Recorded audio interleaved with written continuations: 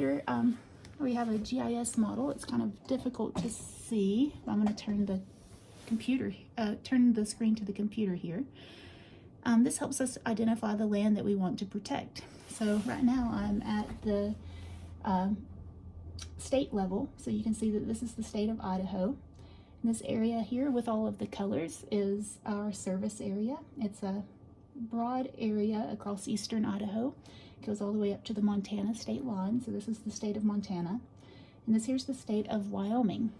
In purple here, you see this is Grand Teton National Park, and up here is Yellowstone National Park. So our service area connects those areas to other large tracts of protected lands. So all of the green areas you see on this map are owned by the U.S. Forest Service, and so they're protected and won't be developed. And so our goal is to protect all of those lands in between. So I'll remove the colors here quickly so you can see kind of what our service area looks like. And I have highlighted the protected properties that we have so far in purple. And just be patient as this loads. The GIS models do take a lot of data and a lot of processing power, and so it can make your computer lag. You need a really strong, powerful computer for this, so I probably need an upgrade.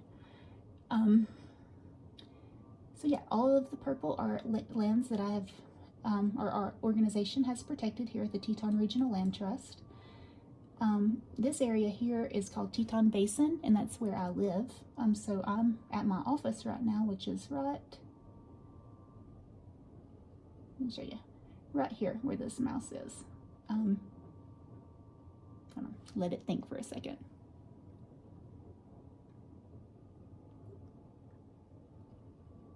Yeah, so right here where this mouse is where our office is.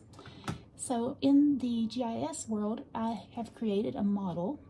This model takes data from all different kinds of sources, and includes data on big game, where they typically like to migrate to and from, where they like to spend their summers, and where they like to do their calving, and then also where they like to spend their winters, because winters here can be pretty rough, so they need to go down to a lower elevation for that.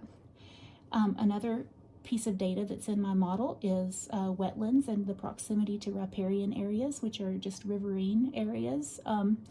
Those are typically good corridors also for animals to move through. You typically will hear about any like mountain lions or grizzly bears. They typically like to move through those riparian corridors.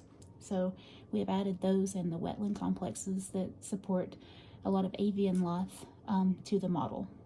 The third piece is soil, the important soils, the ones that are very productive. We are able to map those so that we are sure that we are protecting those for the future of our food sources and the viability long-term for the farming community.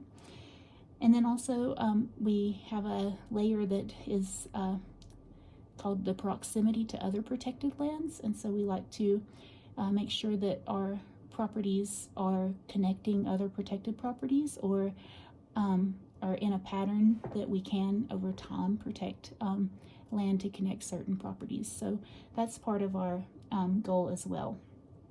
Then we also have sagebrush habitat.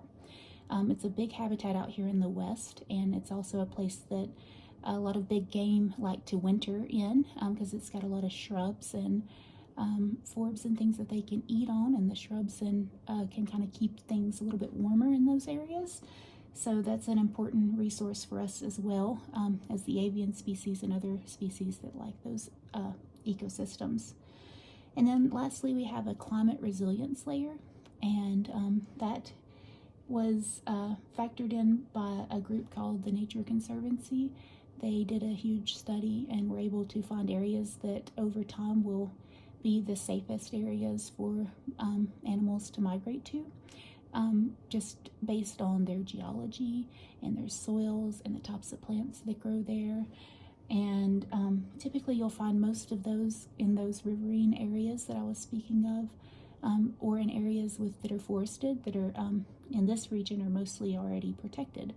And so that's that's an important layer for us to consider, because wildlife over time, as the climate continues to warm, hopefully it slows down a little bit with all of our efforts, but inevitably we are going to have a warming trend, and that will continue. And so those areas, considering those areas when we protect land, will ensure that they are not developed and will remain an area that wildlife can travel through. And so